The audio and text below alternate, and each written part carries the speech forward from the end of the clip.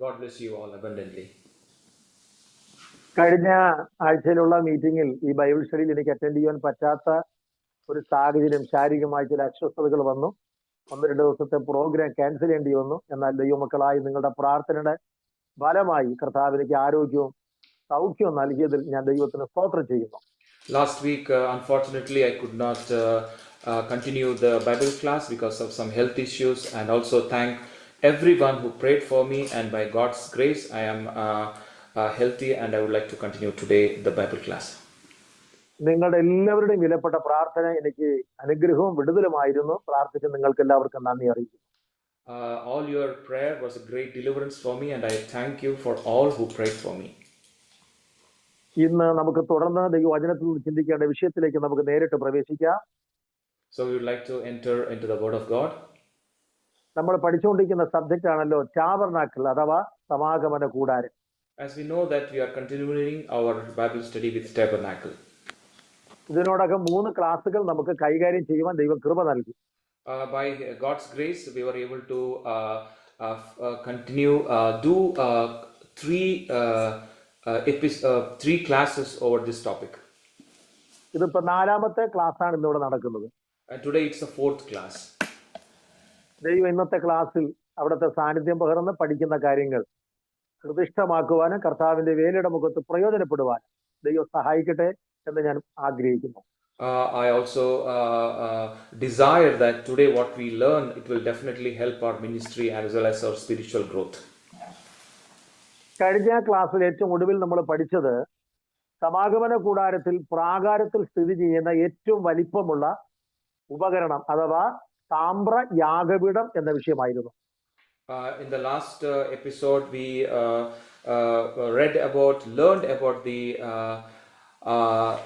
the things that were kept outside the camp. അതോടനുബന്ധിച്ച് ഈ സമാഗമന കൂടാരത്തിന് വേണ്ടി ഉപയോഗിച്ച ഏക വൃക്ഷം ഖദിരമരം, ആ മരത്തിന്റെ സവിശേഷതകളും നമുക്ക് പഠിക്കുവാൻ കഴിഞ്ഞു. We especially learned about the wood called acacia and also importance of that wood in a tabernacle. ഇന്ന് രാത്രി നമ്മൾ ചിന്തിക്കുവാൻ പോകുന്നത് പ്രാകാരം എന്ന മുറ്റത്ത് വെക്കപ്പെട്ടിരിക്കുന്ന 2ാമത്തെ ഉപകരണമാകുന്ന താമ്രത്തൊട്ടി അഥവാ ലാവർ ഓഫ് ബ്രാസ് എന്ന് പറയും. ആ വിഷയത്തെ കുറിച്ചാണ്. Today we are going to study about a brass vessel which is kept in the courtyard. Praise the Lord. പഠിക്കുന്ന നമ്മെല്ലാവരെയും ദൈവം ധാരാളമായി ബലപ്പെടുത്തട്ടെ. I bless everyone who is learning this topic. നമുക്ക് ഇന്ന് പഠിക്കുവാൻ ആധാരമായിട്ട് ആ വിഷയത്തെ അടിസ്ഥാനമാക്കി ഒരു വേദവാക്യം വായിച്ച് മുന്നോട്ട് പോകാം. So let's read a word of God and we enter into the class. പുറപ്പാട് പുസ്തകം 30ാമത്തെ അധ്യായം അതിന്റെ 17-18 വാക്യങ്ങൾ ദയവായിട്ട് ഒന്ന് വായിച്ചാൽ നന്നായിരിക്കും. Exodus chapter 30. Yeah. 17 and 18. 17 and 18. വായിക്കാൻ ബുദ്ധിമുട്ടുണ്ടെങ്കിൽ ഞാൻ തന്നെ വായിച്ച് കേൾപ്പിക്കാം. യഹോവ പിന്നെയും മോശയോട് കൽപ്പിച്ചതെന്തെന്നാൽ കഴുകേണ്ടതിന് ഒരു താമ്രത്തൊട്ടിയും അതിനൊരു താമ്രക്കാലും ഉണ്ടാക്കണം. അതിനെ സമാഗമന കൂടാരത്തിനും യാഗപീഠത്തിനും മധ്യ വെച്ച് അതിൽ വെള്ളം ഒഴിക്കണം. Then the Lord spoke to Moses, saying, You shall also make a laver of bronze, with its base also of bronze for washing. You shall put in between the tabernacle of meeting and the altar. And you shall. നമ്മൾ ഇന്നിവിടെ ചിന്തിക്കുന്നു.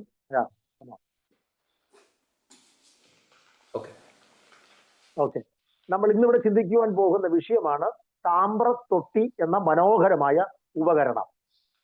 Today we are going to study about a bronze laver. ഇത് സമാഗമന കൂടാരം എന്ന ദേവാലയത്തിലെ വളരെ പ്രാധാന്യം അർഹിക്കുന്ന ഒരു ഉപകരണമാണ്. It is a very important thing in a tabernacle. ഈ താമ്രത്തൊട്ടി എന്ന് പറഞ്ഞാൽ ഇത് തികച്ചും നിർമ്മിക്കപ്പെട്ടത് താമ്രം കൊണ്ടാണ്. This is actually made out of bronze. ഈ താമ്രത്തൊട്ടി നിർമ്മിക്കുവാൻ കാരണമായി തീർന്നത് ആ ആലയത്തിൽ, അതായത് സമാഗമന കൂടാരത്തിൽ സേവ ചെയ്തു വന്ന സ്ത്രീകളുടെ നല്ല മനസ്സാണ്. This particular bronze shows a very right mind of a person. ദേവാലയത്തിൽ സേവ ചെയ്ത സഹോദരിമാരെ കുറിച്ച് അല്ലെങ്കിൽ സ്ത്രീകളെ കുറിച്ച് നമ്മൾ ആരംഭ ക്ലാസ്സിൽ ചിന്തിച്ചതാണ്. We also know the women who served the tabernacle. ഈ സഹോദരിമാരുടെ നല്ല മനസ്സോടു കൂടിയ ഔദാര്യ ദാനമാണ് ഈ താമ്രത്തൊട്ടിക്ക് ഉപയോഗിക്കപ്പെട്ട ഈ താമ്രം എന്ന ലോഹം, metal. This particular bronze was made out of a free will gift provided by the women who attended the tabernacle. പുറപ്പാട് പുസ്തകം 38-ാം അധ്യായത്തിന്റെ 8-ാമത്തെ വാക്യത്തിൽ നമ്മൾ ഇങ്ങനെ കാണുന്നു, സമാഗമന കൂടാരത്തിന്റെ വാതിൽക്കൽ സേവ ചെയ്തു വന്ന സ്ത്രീകളുടെ ദർപ്പണങ്ങൾ കൊണ്ട് അവൻ താമ്രത്തൊട്ടിയും അതിന്റെ താമ്രക്കാലും ഉണ്ടാക്കിയെന്നാണ്. In Exodus chapter 38 verse 8 we read, he made the laver of bronze and its base of bronze from the bronze mirrors of the serving women who assembled at the door of the tabernacle of meeting. വാസ്തവത്തിൽ സഹോദരിമാര് ഉപയോഗിച്ചു വന്ന അവരുടെ ദർപ്പണം, മലയാളത്തിൽ കൊടുത്തിരിക്കുന്ന പദം ദർപ്പണം അല്ലെങ്കിൽ മുഖം നോക്കുന്ന കണ്ണാടിയാണ് ഈ തൊട്ടി പണിയുവാൻ വേണ്ടി കൊടുത്തത്. And this particular bronze basin was made out of the bronze provided by this particular women. സഹോദരിമാരുടെ ജീവിതത്തിൽ ഒരിക്കലും മറക്കുവാൻ പറ്റാത്ത ഒരു പ്രധാന വസ്തുവാണ് ഈ ദർപ്പണം അല്ലെങ്കിൽ കണ്ണാടി എന്ന് പറയുന്നത്. As we know, it's one of the important thing women uses, that is the mirror, is particularly highlighted here. സഹോദരിമാരുടെ സൗന്ദര്യ വർധനവിന് വേണ്ടി ഉപയോഗിക്കപ്പെടുന്ന ഒരു വസ്തുവാണ് ഈ കണ്ണാടി. As we know, this particular mirror is used to beautify, especially used by women. Israel ജനം മിസ്രൈമിൽ നീണ്ട നൂറ്റാണ്ടുകൾ അടിമകളായി പാർക്കേണ്ടി വന്നു. As we know that the people of Israel were in slavery for many years in Egypt. Okay. In Egypt. അപ്പോൾ അവിടെ അവർ അടിമകളായിരുന്ന സന്ദർഭത്തിൽ മിസ്രൈമി സ്ത്രീകളെ കുറിച്ച് പഠിക്കുമ്പോൾ അവര് സൗന്ദര്യം വർദ്ധിപ്പിക്കുന്നതിൽ അല്ലെങ്കിൽ ബോഡി ഡെക്കറേറ്റ് ചെയ്യുന്നതിൽ മുൻപന്തിയിലായിരുന്നു മിസ്രൈമിലെ സ്ത്രീകൾ. As we know that when people of Israel were in Egypt, they, especially the women of Egypt, were very careful, very serious about their beautification. അത് കണ്ടിട്ടാണ് നമ്മുടെ ഇസ്രായേലി സ്ത്രീകളും അല്ലെങ്കിൽ ഇസ്രായേൽ മക്കളിലുള്ള സ്ത്രീകളും അവരുടെ മുഖം നോക്ക് കണ്ണാടിയായിട്ട് ഈ ദർപ്പണം അവർ ഉപയോഗിക്കാൻ തുടങ്ങിയത്. So similarly, the people of Israel also started using the same mirror used by the women of Egypt. പക്ഷെ അവർ മിസ്രൈമിൽ നിന്നും പുറപ്പെട്ട് മരുഭൂമിയിൽ വന്ന് ദൈവാലയം സ്ഥാപിക്കപ്പെട്ടപ്പോൾ ആ ദേവാലയത്തിന്റെ ഏറ്റവും അനുഗ്രഹിക്കപ്പെട്ട ഉപകരണമായ താമ്രത്തൊട്ടി പണിയുവാൻ വേണ്ടി ഈ സഹോദരിമാര് സൗജന്യമായി ഔദാര്യമായി അവരുടെ കണ്ണാടി അഥവാ ദർപ്പണങ്ങൾ കൊണ്ട് ആലയത്തിൽ കൊടുത്തു. So when they came out of Egypt and came to Israel in the desert, they by free will they gave all their mirrors of bronze in order to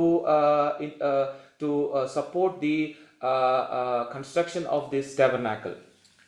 നമ്മൾ ബൈബിൾ ഉടനീളം പഠിക്കുമ്പോൾ ഔദാര്യ മനസ്സോടുകൂടെ കർത്താവിന് വേണ്ടിയും കർത്താവിന്റെ വേലയ്ക്ക് വേണ്ടിയും കർത്താവിന്റെ നാമമഹത്വത്തിന് വേണ്ടിയും കൊടുക്കുന്ന ധാരാളം വ്യക്തികളെ നമ്മൾ തിരുവചനത്തിൽ കൂടെ കാണുന്നുണ്ട്. And we also see in the complete entire Bible, we see there are many people who give their offering as a free will.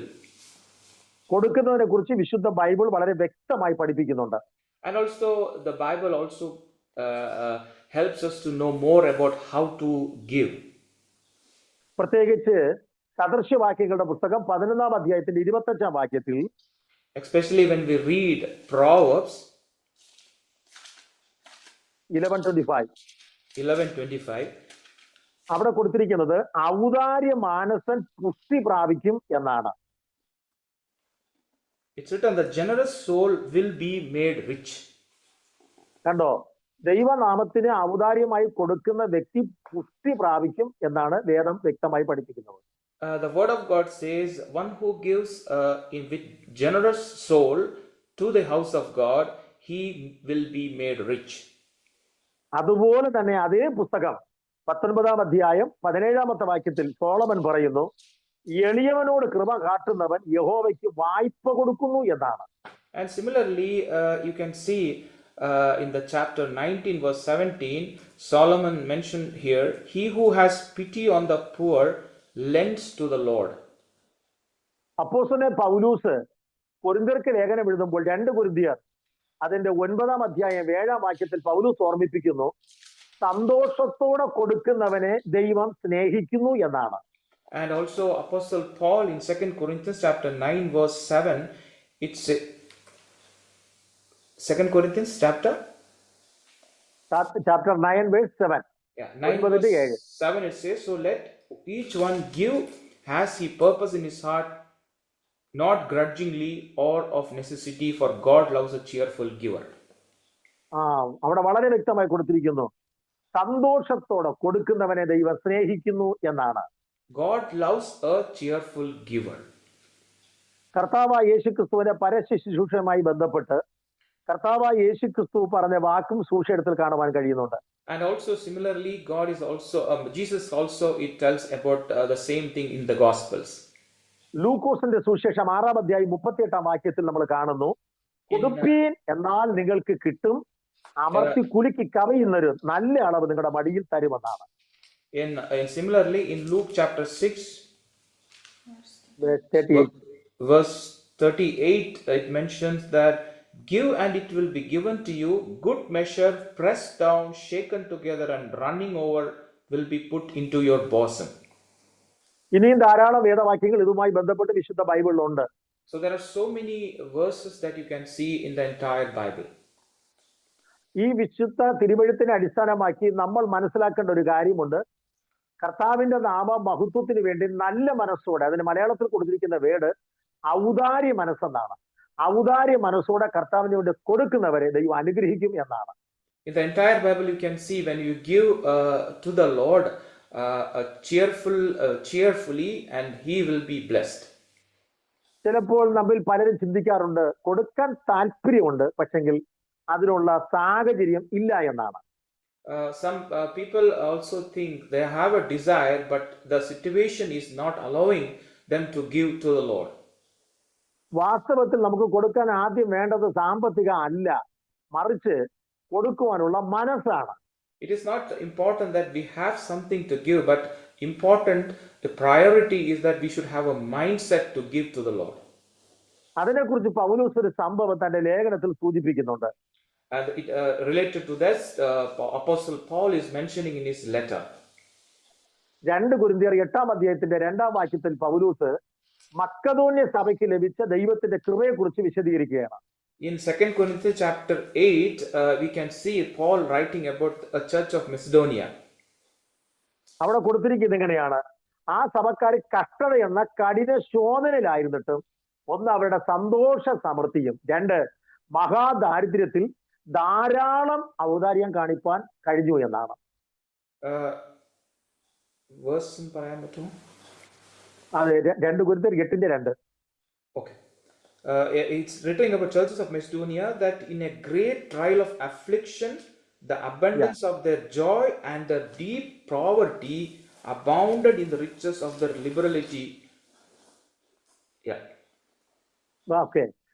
ദൈവാലയത്തിൽ സമാഗമന കൂടാരത്തിൽ പ്രിയ സ്ത്രീകളായ സഹോദരിമാര് ഔദാര്യ മനസ്സോടെ, നല്ല മനസ്സോടെ സ്വമേധയ ആ ദർപ്പണങ്ങൾ കൊടുത്തപ്പോൾ ഒരു മനോഹരമായ ഉപകരണം ആലയത്തിൽ പണിയപ്പെടുവാൻ ദൈവം സഹോദരിമാരിലൂടെ സഹായിച്ചു.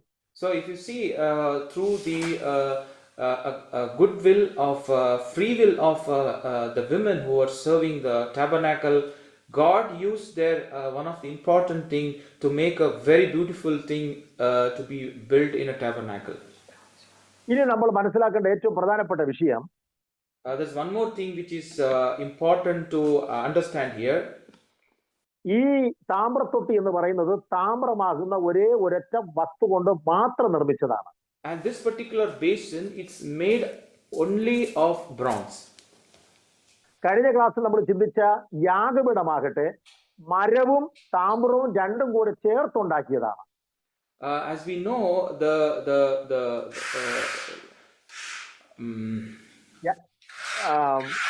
താമ്രയാഗപീഠം, altar, brazen The altar. altar is made up of bronze as well as the acacia wood. Okay. എന്നാൽ ഈ തൊട്ടിയെ കുറിച്ച് പഠിക്കുമ്പോൾ തൊട്ടിയിൽ മരം ലേശം പോലുമില്ല, കംപ്ലീറ്റ് താമ്രം എന്ന ലോഹം കൊണ്ടാണ് നിർമ്മിക്കപ്പെട്ടത്. Yeah, but this particular basin, if you see, it is completely made out of bronze. അപ്പൊ ഇത് രണ്ടും തമ്മിൽ നമ്മൾ താരതമ്യം ചെയ്ത് പഠിക്കുമ്പോൾ യാഗപീഠത്തിന് രണ്ട് വസ്തുക്കളുണ്ട്, മരവും താമ്രവും. അതുകൊണ്ട് അത് കർത്താവായ യേശുക്രിസ്തുവിന്റെ മനുഷ്യത്വത്തെയും ദൈവത്വത്തെയും കാണിക്കുന്നു. And we know that if you compare these two things, the altar is made up of bronze as well as the wood, whereas the bronze base is made up of bronze, but the altar shows God's Jesus humanity and divinity. Thank you. എന്നാൽ നമ്മൾ ഈ താമ്രത്തൊട്ടിയിലോട്ട് വരുമ്പോൾ ഈ താമ്രത്തൊട്ടിയില് മനുഷ്യത്വം എന്ന് പറയുന്ന ഒന്നേ ഇല്ല. When it comes to the bronze basin, there is no role of humanity in this. അതിൽ പൂർണ്ണമായി കാണുവാൻ സാധിക്കുന്നത് സാക്ഷാൽ ദൈവത്വമാണ്. We can see a complete divinity in this bronze basin. കാരണം താമ്രയാഗപീഠം കർത്താവായ യേശു ക്രിസ്തുവിന്റെ ക്രൂശു മരണത്തെയും നിരപ്പിനെയും കാണിക്കുമ്പോൾ താമ്രത്തൊട്ടിയാകട്ടെ പരിശുദ്ധാത്മാവിനെയാണ് കാണിക്കുന്നത്. The altar signifies Jesus, whereas the bronze basin signifies the Holy Spirit. ഈ തൊട്ടി പരിശുദ്ധാത്മാവിനെ കാണിക്കുന്നത് കൊണ്ട് ഇതിൽ അല്പം പോലും മനുഷ്യത്വം കാണുവാൻ സാധിക്കുന്നില്ല. So when if you see the bronze signifies the Holy Spirit, there is no role of a humanity here. പരിശുദ്ധാത്മാവാണ് ഇന്ന് സഭയിൽ പരിവർത്തിച്ചുകൊണ്ടിരിക്കുന്നത്. And we know the Holy Spirit is taking control over the church in this particular century. ഈ പരിശുദ്ധാത്മാവിന്റെ നിഴലാണ് സമാഗമന കൂടാരത്തിൽ സ്ഥിതി ചെയ്യുന്ന താമ്രത്തൊട്ടി എന്ന് പറയുന്നത്.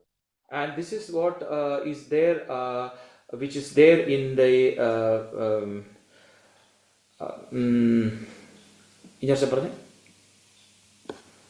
ഈ താമ്രത്തൊട്ടി പരിശുദ്ധാത്മാവിന്റെ നിഴലാണ്. Yeah, the bronze basin is a shadow of a Holy Spirit. Yeah, okay. Praise the Lord. ദൈവം നമ്മെ എല്ലാവരും ധാരാളമായി അനുഗ്രഹിക്കട്ടെ. God bless us all. ശ്രദ്ധിക്കണം, ഈ താമ്രത്തൊട്ടിയിൽ വെച്ചിരിക്കുന്ന വെള്ളം ശുദ്ധീകരണത്തിന് വേണ്ടിയാണ്. This bronze basin, the water which is there in the bronze basin is kept for the purification. ഈ തൊട്ടിയുടെ ഉപയോഗം എന്ന് പറഞ്ഞാൽ എപ്പോഴും അതിനകത്ത് വെള്ളം നിറഞ്ഞിരിക്കും. As we know that always the bronze basin is filled with water. ഈ വെള്ളം പുരോഹിതന്മാരുടെ ജീവിതത്തിൽ ശുദ്ധീകരണത്തിന് വേണ്ടി, ദേഹ ശുദ്ധീകരണത്തിന് വേണ്ടിയാണ് വെള്ളം തൊട്ടിയിൽ വെച്ചിരിക്കുന്നത്. The need of this particular water which is filled in the bronze is because of the purification of the priest. അഹരോനും പുത്രന്മാരും ഈ താമ്രത്തൊട്ടിയിൽ തങ്ങളുടെ ദേഹം മുഴുവനും യഹോവയുടെ കൽപ്പന പ്രകാരം കഴുകപ്പെട്ട് അവർ തൈലം കൊണ്ട് അവർ അഭിഷേകം ചെയ്യപ്പെടുന്നതും നമുക്ക് കാണുവാൻ കഴിയുന്നുണ്ട്. As we know, this particular water is used for the purification of sons of Aaron, and also for the after that anointing of the oil with this priest, and we see that in the word of God. അവർ മഹാപുരോഹിതനും പുരോഹിതന്മാരും ആലയത്തിലാണ് സേവ ചെയ്യുന്നത് എങ്കിലും അവരുടെ ജീവിതത്തിൽ അനുദിനവും ശുദ്ധീകരണം ആവശ്യമായിരിക്കുന്നു. As we know that they were a high priest as well as the priest who was serving in the tabernacle. It's also important to make sure that every day they went through to purification. അവർ ആലയത്തിലാണ് വസിക്കുന്നത്, ആലയത്തിലാണ് ശുശ്രൂഷിക്കുന്നത്, ആലയത്തിൽ കൊണ്ടുവരുന്ന നന്മകളാണ് അനുഭവിക്കുന്നത്. എങ്കിൽ പോലും ഓരോ ദിവസവും ശുശ്രൂഷ തുടങ്ങുന്നതിന് മുമ്പ് അവരുടെ ദേഹ ശുദ്ധീകരണം നിർബന്ധമായിട്ട് വരുത്തിയിരിക്കണം.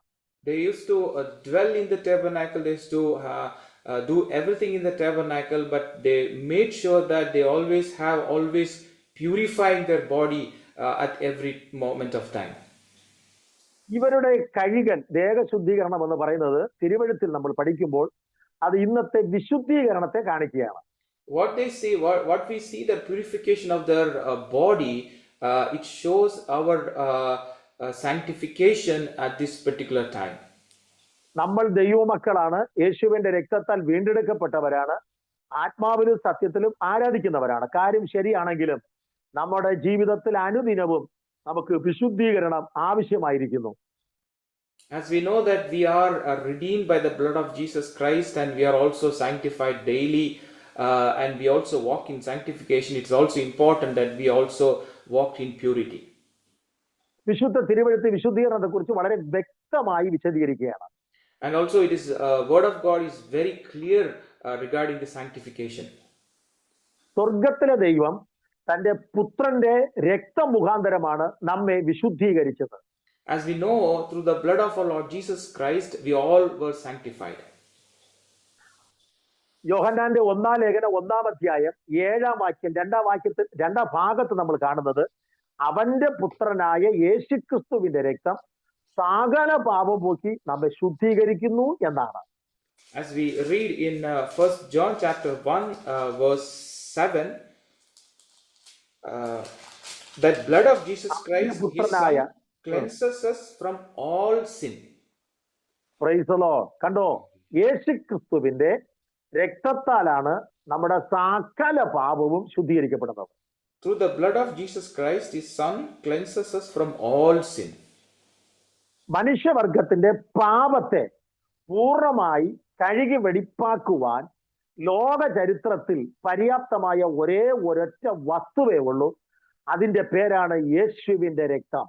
The entire humanity, in order to get redeemed by the sin, that's the only thing that we can see. It's the blood of our Lord Jesus Christ. യേശുവിന്റെ രക്തത്താൽ കൃപയാൽ നമുക്കും വീണ്ടെടുപ്പും ശുദ്ധീകരണവും ലഭിച്ചതോർത്ത് നന്ദിയുള്ള ഹൃദയത്തോടെ നമുക്ക് ദൈവത്തിന് സ്തോത്രം ചെയ്യാം. As we know that we all have received the redemption of sin from Jesus Christ and by his sacrifice of his blood, and let's thank the Lord for that. യേശു ക്രിസ്തുവിന്റെ രക്തത്താൽ വിശുദ്ധീകരണം പ്രാപിച്ച ദൈവമക്കൾ പിന്നെയും ശുദ്ധീകരണം അനുദിനവും പ്രാപിച്ചുകൊണ്ടിരിക്കണം. So as we are sanctified by the blood of Jesus Christ, it's also important that every day you have to sanctify yourself with the blood of Jesus Christ. അപ്പോൾ ശുദ്ധീകരണം യേശു ക്രിസ്തുവിന്റെ രക്തത്താൽ മാത്രമല്ല, യേശുവിന്റെ രക്തത്താൽ ശുദ്ധീകരണം പ്രാപിച്ച ദൈവമക്കൾ പിന്നെ രണ്ടാമത് ദൈവ വചനത്താൽ ശുദ്ധീകരണം പ്രാപിക്കണം. It's also important that it's not that those who are sanctified by the blood of Jesus Christ, it's also important that we have to get sanctified with the word of our Lord Jesus Christ. വിശുദ്ധ തിരുവെഴുത്ത് അതിനെക്കുറിച്ച് വ്യക്തമായ തെളിവുകൾ നമുക്ക് നൽകുന്നുണ്ട്. And the word of God also clearly tells about those things. കർത്താവായ യേശുക്രിസ്തുവിന്റെ മാളിക മുറിയിലെ പ്രഭാഷണ വേളയിൽ യേശു ഇപ്രകാരം പഠിപ്പിച്ചു. യോഹന്നാന്റെ സുവിശേഷം 15-ാം അധ്യായത്തിന്റെ 3-ാമത്തെ വാക്യം. During the Lord's upper room meeting, Lord was clearly mentioning about this. യോഹന്നാന്റെ സുവിശേഷം 15:3 പറഞ്ഞിരിക്കുന്നു, ഞാൻ നിങ്ങളോട് സംസാരിച്ച വചന നിമിത്തം നിങ്ങൾ ഇപ്പോൾ ശുദ്ധിയുള്ളവരായിരിക്കുന്നു എന്നാണ്. In John chapter 15 verse 3 it says, you already clean because of the word which I have spoken to you. അപ്പോൾ യേശുക്രിസ്തുവിന്റെ രക്തത്താൽ ശുദ്ധീകരണം പ്രാപിച്ചവർക്ക് പിന്നെ ദൈവ വചനത്താലുള്ള ശുദ്ധീകരണം അനുദിനവും ആവശ്യം. So it's also important that one who is cleansed by the blood of Jesus Christ, it's also important that every day you also should be cleansed by the word of Jesus Christ. അതേ പ്രഭാഷണം മുന്നോട്ട് പോകുമ്പോൾ 17-ാം അധ്യായം 17-ാം വാക്യത്തിൽ യേശു വീണ്ടും പറയുന്നു, സത്യത്താൽ അവരെ ശുദ്ധീകരിക്കണമേ, നിന്റെ വചനം സത്യമാകുന്നു എന്നാണ്. And in chapter 17 verse 17 it's also written, sanctify them by your truth, your word is truth. അപ്പോൾ യേശുവിന്റെ രക്തത്താൽ വിശുദ്ധീകരിക്കപ്പെട്ടവർ പിന്നെയും ഈ പാഴ് ഉലകത്ത് ജീവിക്കുമ്പോൾ അനുദിനവും ദൈവ വചനത്താലുള്ള ശുദ്ധീകരണം പ്രാപിക്കണം. So when we are living in this fallen world, once we are sanctified by the blood of Jesus Christ, it's also important that we also be sanctified by his word. അപ്പോസ്തലനായ പൗലോസ് എഫേസ്യ ലേഖനത്തിൽ ഇപ്രകാരം പറയുന്നു, 5-ാം അധ്യായം 26-ാം വാക്യത്തിൽ, അവൻ അവളെ വചനത്തോടു കൂടിയ ജലസ്നാനത്താൽ വെടിപ്പാക്കി എന്നാണ്. Apostle Paul in Ephesians chapter 5 verse 26, it says, He might sanctify it and cleanse her with the washing of water by the word. ദൈവവചനത്താൽ മാത്രമല്ല വിശുദ്ധീകരണം. അടുത്ത് നമ്മൾ കാണുന്നു തിരുവെഴുത്തിലൂടെ യേശു ക്രിസ്തുവിന്റെ നാമത്താലും ശുദ്ധീകരണം പ്രാപിക്കണം. It's not only the word, it is also written that in His name we should get sanctified. കാരണം യേശു ക്രിസ്തുവിന്റെ നാമമാണ് ലോകത്തിൽ വെച്ച് ഏറ്റവും ശ്രേഷ്ഠമേറിയ നാമം. As we know, our Jesus' name is above all other names in this world. അതുകൊണ്ട് വചനത്താൽ മാത്രമല്ല യേശുവിന്റെ നാമത്താലും ശുദ്ധീകരണം പ്രാപിക്കണം. It's not only the word, it's also by the name of the Lord we have to be sanctified. അതിനുള്ള തെളിവ് 1 കൊരിന്ത്യർ 6-11 വാക്യത്തിൽ കൊടുത്തിട്ടുണ്ട്. It's written in 1 Corinthians chapter 6. അതുപോലെ തന്നെ 6 verse 11. 6 verse 11. Okay. Sanctified. Yeah, but you are washed, but you are sanctified and justified in the name of our Lord Jesus Christ. Okay. കണ്ടോ, യേശു ക്രിസ്തുവിന്റെ നാമത്താലുള്ള ശുദ്ധീകരണം എന്നാണ്. It's written here in sanctified by the name of our Lord Jesus Christ. Amen. അതുപോലെ തന്നെ അപ്പോസ്തലനായ പൗലൂസ് 1-ാം അധ്യായം 1-ാം വാക്യത്തിലും അത് വ്യക്തമായി ഓർമ്മിപ്പിക്കുന്നുണ്ട്. It's also written 1 കൊരിന്ത്യർ 1:1.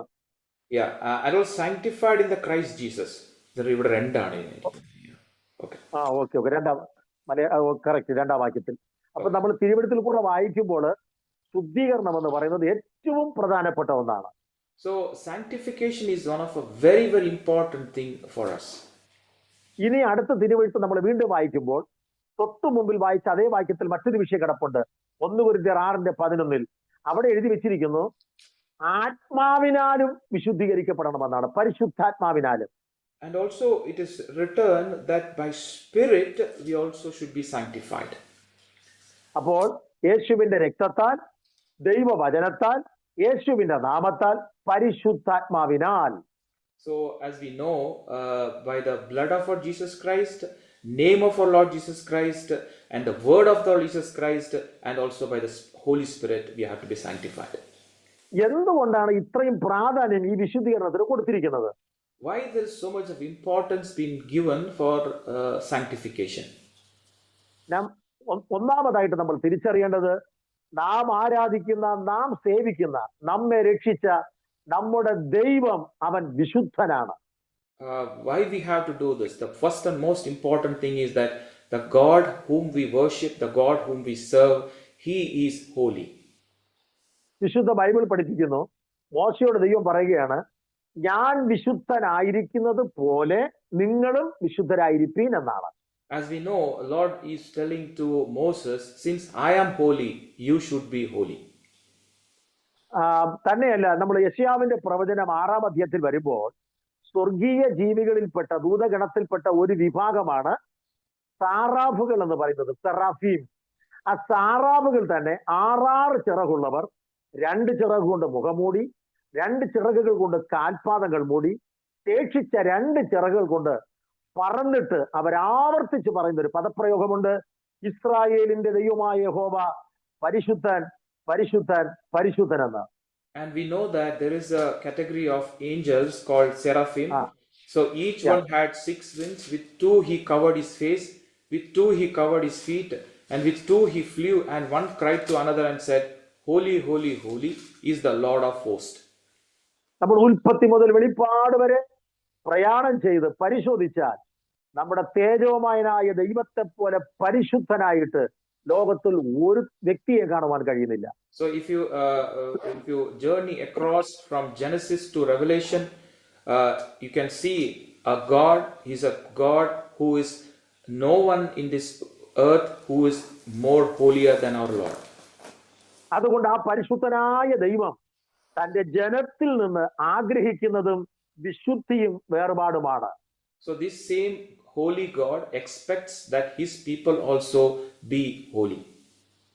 അതാണ് വിശുദ്ധ തിരുവെഴുത്ത് പഠിപ്പിക്കുന്നത്, ശുദ്ധീകരണം കൂടാതെ ആർക്കും ദൈവത്തെ കാണാൻ കഴിയത്തില്ല.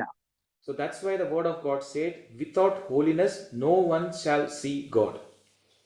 അതുകൊണ്ട് എന്നെ ശ്രദ്ധിക്കുന്ന ദൈവമക്കളോട് എനിക്ക് പറയുവാനുള്ള സന്ദേശം, ഈ ഭൂമിയിൽ ദൈവം നമുക്ക് തന്നിരിക്കുന്ന ആയുസ് മുഴുവനും വിശുദ്ധിയും വേർപാടും കാത്തു സൂക്ഷിച്ച് ജീവിച്ചാൽ മാത്രമേ വിശുദ്ധനായ ദൈവത്തിന്റെ സന്നിധിയിൽ നമുക്ക് ചെന്നെത്താൻ പറ്റത്തുള്ളൂ. So the person or my brothers and sisters who are listening to me, it is very important that we have to live a life of sanctification and holiness. Then only we can see the Holy God. കഴിഞ്ഞ ക്ലാസ്സിൽ ഞാൻ രക്ഷയ്ക്ക് 3 പടികളുണ്ടെന്ന് പറഞ്ഞല്ലോ. അതുപോലെ തന്നെ നമ്മുടെ വിശുദ്ധ ജീവിതവുമായി ബന്ധപ്പെട്ട് 3 സ്റ്റെപ്പുകൾ അല്ലെങ്കിൽ 3 പടികൾ നമ്മൾ അറിയേണ്ടിയിരിക്കുന്നു. In the last class we discussed about 3 steps in salvation. So similarly we have 3 steps in holiness. ഒരു ദൈവവൈതൽ നീതീകരിക്കപ്പെടുന്നത് യേശുക്രിസ്തുവിൽ വിശ്വസിക്കുമ്പോഴാണ്. So when one person gets justified when he believes in Jesus Christ. അതാണ് പൗലോസ് പറഞ്ഞിരിക്കുന്നത്, വിശ്വാസത്താൽ നീതീകരിക്കപ്പെട്ടിട്ട് നമുക്ക് നമ്മുടെ കർത്താവായ യേശുക്രിസ്തു മൂലം ദൈവത്തോട് സമാധാനമുണ്ടെന്നാണ്. So that's why Apostle Paul says by faith one gets justified. Okay, അപ്പോൾ ജസ്റ്റിഫിക്കേഷൻ ബൈ ഫെയ്ത്ത്, അതായത് വിശ്വാസത്താലുള്ള നീതീകരണമാണ് ഒരു മനുഷ്യന് ആദ്യമായിട്ട് ആവശ്യമായിരിക്കുന്നത്. So it is important that one person should also get by faith, he gets justified by his faith. അപ്പൊ ആദ്യത്തെ സ്റ്റെപ്പിന്റെ പേരാണ് നീതീകരണം അഥവാ justification. The first step is justification. ആ നീതീകരണം പ്രാപിച്ചു കഴിഞ്ഞാൽ രണ്ടാമത്തെ സ്റ്റെപ്പിൽ കാലെടുത്ത് വെക്കണം. So after justification we have to keep next step. ആ രണ്ടാമത്തെ സ്റ്റെപ്പിന്റെ പേരാണ് വിശുദ്ധീകരണം. So next step is called as sanctification. ആദ്യത്തെ സ്റ്റെപ്പിന്റെ പേര് നീതീകരണം എന്നാണ്. First step is justification. അപ്പൊ ആ നീതീകരണം എന്ന ആ സ്റ്റെപ്പിൽ വന്നപ്പോൾ സ്വർഗം നമ്മെ ഒറ്റയടിക്ക് നീതിമാന്മാരാക്കി തീർത്തു. So the moment you stepped over justification, the heaven declared you as justified. അപ്പൊ നമ്മൾ നീതിമാന്മാരായി തീരുവാൻ കാരണം നമ്മുടെ പുണ്യപ്രവൃത്തികളൊന്നുമല്ല, പാരമ്പര്യമല്ല, മറിച്ച് നമ്മുടെ കർത്താവായ യേശുക്രിസ്തുവിൽ വിശ്വസിച്ചു എന്നുള്ള ഒറ്റ കാരണം കൊണ്ട് സ്വർഗം ഡിക്ലെയർ ചെയ്തു ഇവൻ നീതിമാനാണ്.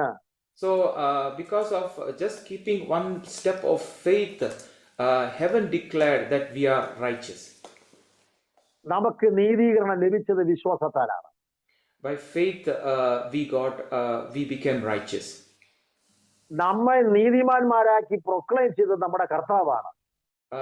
God Jesus turned us into a righteous.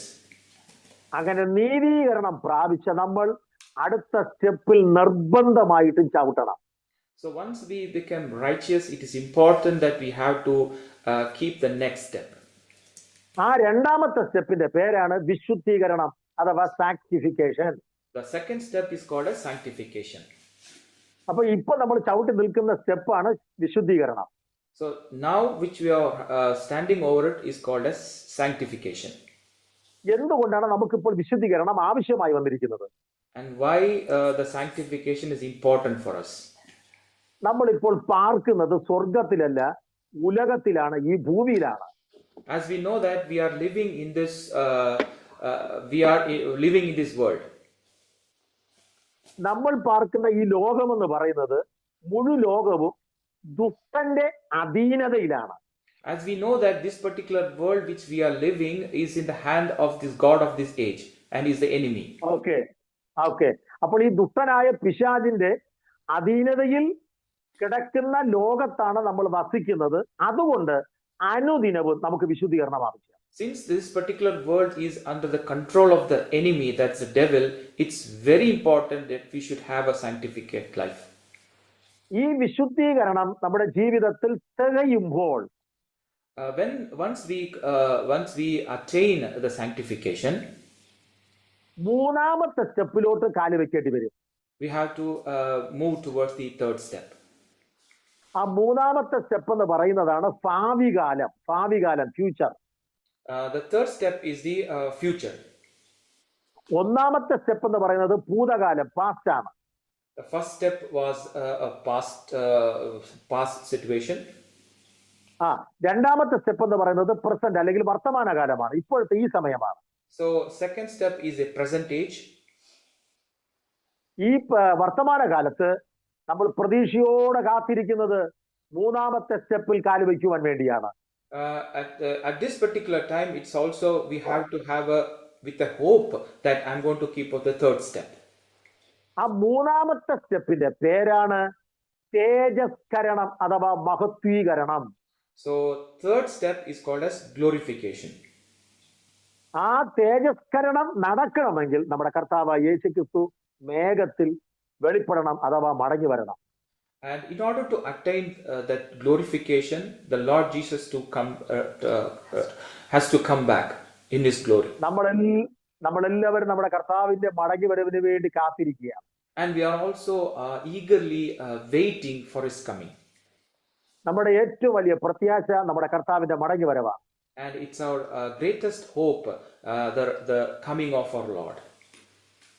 നമ്മൾ കർത്താവ് മടങ്ങി വരുമ്പോൾ നമ്മൾ തേജസ്കരിക്കപ്പെടും. When our Lord returns, we all will be glorified. സ്വർഗത്തിലെ ദൈവം ആദാമിനെ ഹവ്വയെ സൃഷ്ടിച്ചപ്പോൾ തേജസ്സു കൊണ്ടാണ് അവരെ മൂടിയിരുന്നത്. When God created Adam and Eve, He covered with His glory. എന്നാൽ ആ തേജസ് അവർ പാപം ചെയ്തപ്പോൾ അവരെ വിട്ട് അപ്രത്യക്ഷമായി. Because they committed sin, the glory left them. എന്നാൽ ആ തേജസ്സിന് തിരിച്ചു കിട്ടുവാനുള്ള ഏകമാർഗം നമ്മുടെ കർത്താവ് മടങ്ങി വരണം. So the only way to get that glory back, the Lord Jesus should return.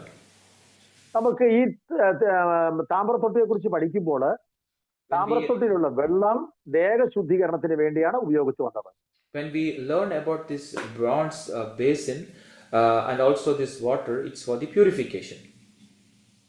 ഇനി നമ്മൾ ശ്രദ്ധിക്കേണ്ടത് സമാഗമന കൂടാരത്തിലെ ഏകദേശം എല്ലാ ഉപകരണങ്ങൾക്കും അളവ് പറഞ്ഞിട്ടുണ്ട്.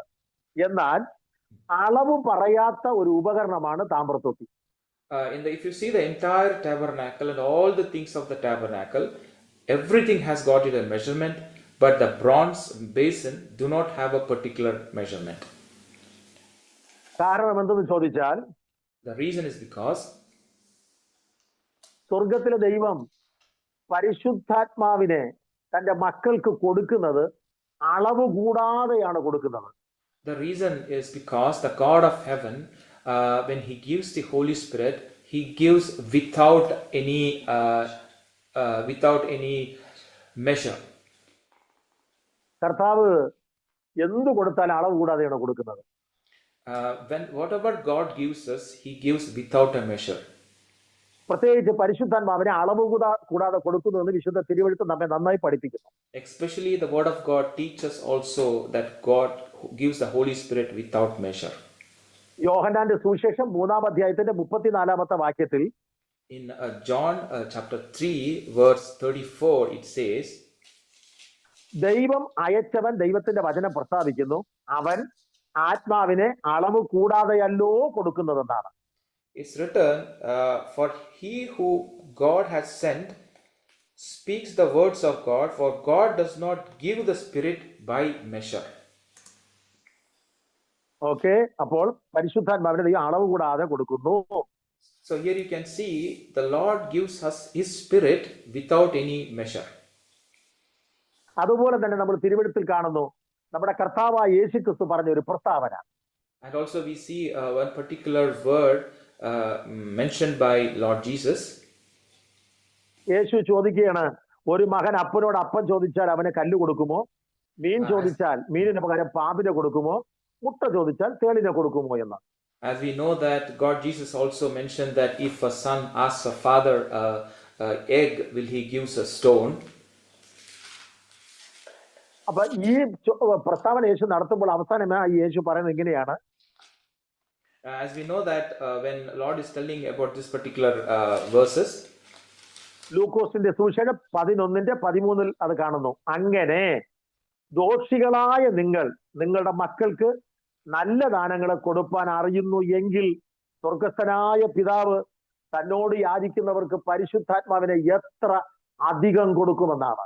If you then, being evil, know how to give good gifts to your children, how much more will your heavenly Father give the Holy Spirit to those who ask Him? അപ്പൊ പരിശുദ്ധാത്മാവിനെ ദൈവത്തോട് ചോദിച്ചാൽ കർത്താവ് അളവ് കൂടാതെ കൊടുക്കുന്നവനാണ്. So if you ask the Holy Spirit, God gives His Holy Spirit without a measure. നമുക്ക് സാമ്പത്തിക നന്മ അതുപോലെ ലോകപ്രകാരമുള്ള അനുഗ്രഹങ്ങൾ നൽകുന്നത് പോലെ അല്ല പരിശുദ്ധാത്മാവിനെ നൽകുന്നത്. The way how God gives us prosperity in this world, it is not the way how He gives us His Holy Spirit. പരിശുദ്ധാത്മാവിനെ ദൈവം കൊടുക്കുന്നത് അളവ് കൂടാതെയാണ്. The Lord gives His Holy Spirit without any measure. അതുപോലെ നമ്മൾ അടുത്തതായി നമ്മൾ മനസ്സിലാക്കുന്നത് ഈ തൊട്ടിക്ക് ഒരു ആകൃതിയില്ല, ആകൃതി പറഞ്ഞിട്ടില്ല. And also for this particular basin there is no particular shape. ഒരു തൊട്ടി ഉണ്ടാക്കണമെന്ന് മാത്രമേ പറഞ്ഞിട്ടുള്ളൂ. It just mentioned that you have to make a basin. എന്നാൽ ശലോമോന്റെ കാലഘട്ടത്തിൽ വരുമ്പോൾ ശലോമോന്റെ ദേവാലയത്തിൽ പണിത ആ തൊട്ടിക്ക് ആകൃതി പറഞ്ഞിരിക്കുന്നു. But if you see the basin mentioned in the Solomon's temple, it has got a particular measurement. നമ്മൾ സമാഗമന കൂടാരത്തിൽ വേറെ ഏത് ഉപകരണത്തെ കുറിച്ച് പഠിച്ചാലും അതിനെല്ലാം ആകൃതിയുണ്ട്. If you see all the other things of a tabernacle, everything has got its own measurement. എന്നാൽ നമ്മുടെ സമാഗമന കൂടാരത്തിലെ താമ്രത്തൊട്ടിയെ കുറിച്ച് പഠിക്കുമ്പോൾ അതിനൊരു പ്രത്യേക ആകൃതി പറഞ്ഞിട്ടില്ല. And especially for a bronze basin, there is not any particular shape. ഒരു തൊട്ടി ഉണ്ടാക്കണമെന്ന് മാത്രമേ പറഞ്ഞുള്ളൂ. It's just mentioned that you have to make a bronze basin. നമ്മൾ പരിശുദ്ധാത്മാവിനെ കുറിച്ച് നിഴലുകളായിട്ട് സാദൃശ്യങ്ങളായിട്ട് പലതും പഠിക്കുമെങ്കിലും പരിശുദ്ധാത്മാവിനെ കൃത്യമായിട്ട് ഒരു ആകൃതിയോട് നമുക്ക് സാമ്യപ്പെടുത്തുവാൻ പറ്റില്ല. As we know that even exactly the Holy Spirit also, we cannot compare or can give a particular approach to understand the Holy Spirit. ചില വിഷയങ്ങളോട് നമുക്ക് സാദൃശ്യപ്പെടുത്താം. So we can just compare it. പരിശുദ്ധാത്മാവിനെ പ്രാവിനോട് സാമ്യപ്പെടുത്തിയിട്ടുണ്ട്. പ്രാവിനോട് we can also compare it with a dove. കാരണം കർത്താവ് യേശുക്രിസ്തു സ്നാനമേറ്റ ഉടനെ പരിശുദ്ധാത്മാവ് പ്രാവിന്റെ രൂപത്തിൽ അവന്റെ മേൽ വന്ന് പതിഞ്ഞു എന്നാണ്. As we know that the moment Lord Jesus got baptized, the Holy Spirit rested upon him as a dove. അതുപോലെ തന്നെ നോഹയുടെ പെട്ടകത്തിൽ നിന്ന് ആദ്യ കാക്കയെ പുറത്ത് പറഞ്ഞയച്ചു. വെള്ളം വറ്റിയോ എന്ന് അറിയുവാൻ സാധിച്ചില്ല. രണ്ടാമത് പ്രാവിനെ പറഞ്ഞയച്ചപ്പോൾ പ്രാവ് പുറത്തു പോയിട്ട് എങ്ങും കാല് വയ്ക്കുവാൻ പറ്റാതെ തിരികെ വന്നു. ആ പ്രാവിനെ നോഹ പിടിച്ച് പെട്ടകത്തിനകത്താക്കി.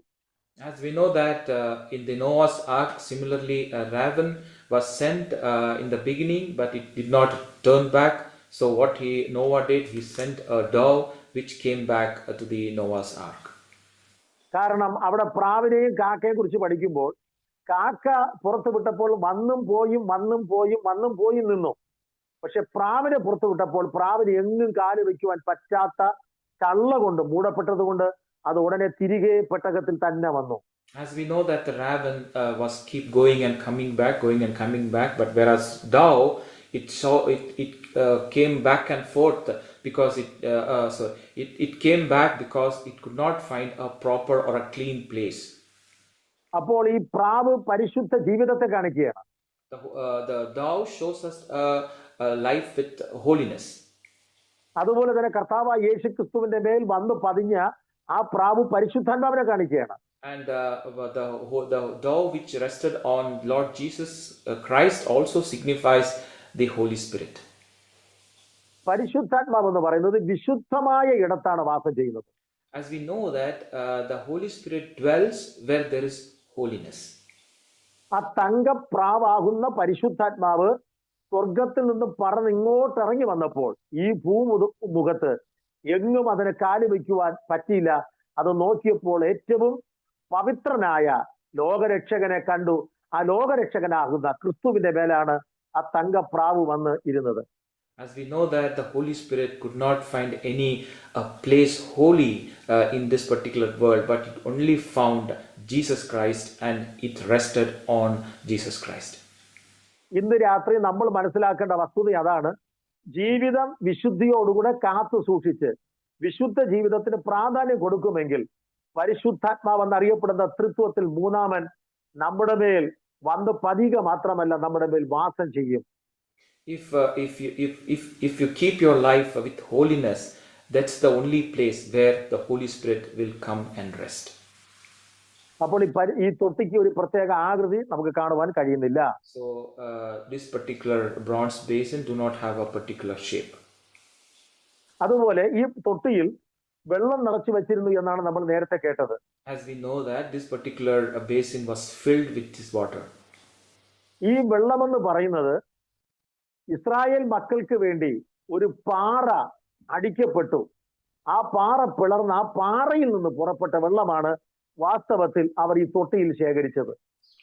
If you see this particular water which is filled in this particular bronze basin, this water was collected out of this split rock while they were during the journey.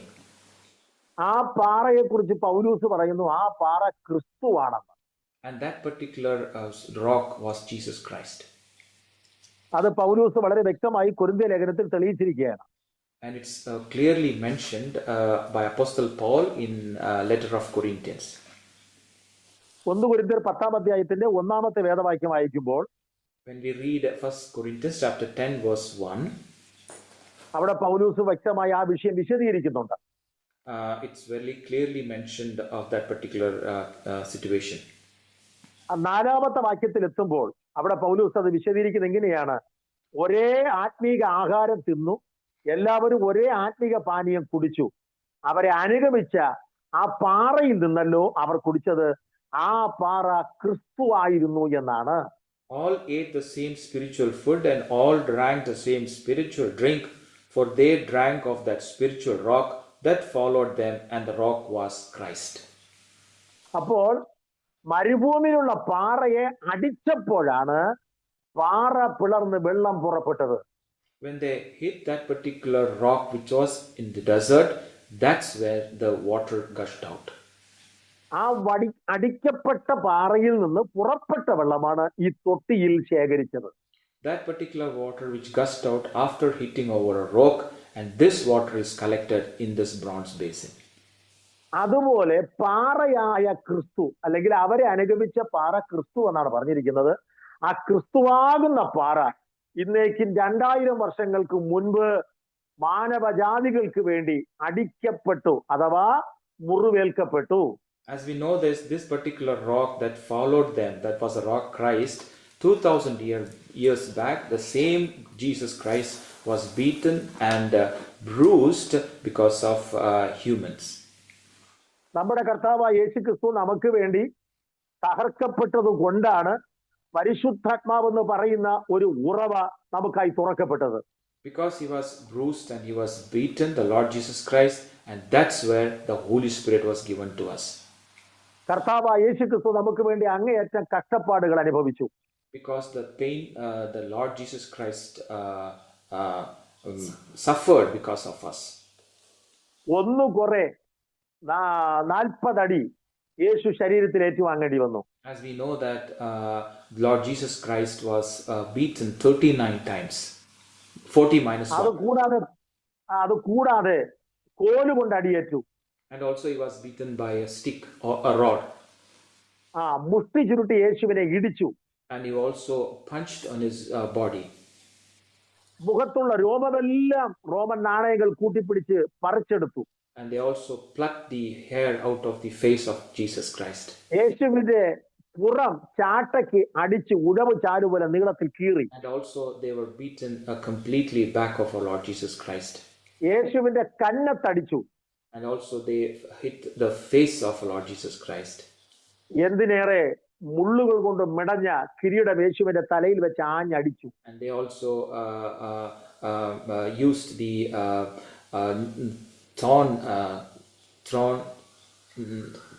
crown of thorns into his head. അത് കൂടാതെ കർത്താവായ യേശു ക്രിസ്തുവിന്റെ കാൽകരങ്ങൾ ഇരുമ്പാണികളാൽ അടിച്ചു തുളയ്ക്കപ്പെട്ടു. And he was also um, um, nailed on his feet. ഇങ്ങനെ ആപാത ചൂടം യേശുക്രിസ്തു അടിയേറ്റു, നമുക്ക് വേണ്ടി അടിക്കപ്പെട്ടു. The entire body was beaten because of us. ഇങ്ങനെ കംപ്ലീറ്റ് അടിയേൽക്കപ്പെട്ട, മുറിവേൽക്കപ്പെട്ട, തകർക്കപ്പെട്ട ക്രിസ്തു നമുക്ക് വേണ്ടി ക്രൂശിൽ മരിച്ചു. And the same Jesus Christ was beaten and bruised for our sake, and he was crucified on the cross. ആ ക്രൂശിക്കപ്പെട്ട ക്രിസ്തു മരിക്കുക മാത്രമല്ല, നമുക്ക് വേണ്ടി അടക്കം ചെയ്യപ്പെട്ടു. And he also not only died, and also he was buried for sake of us.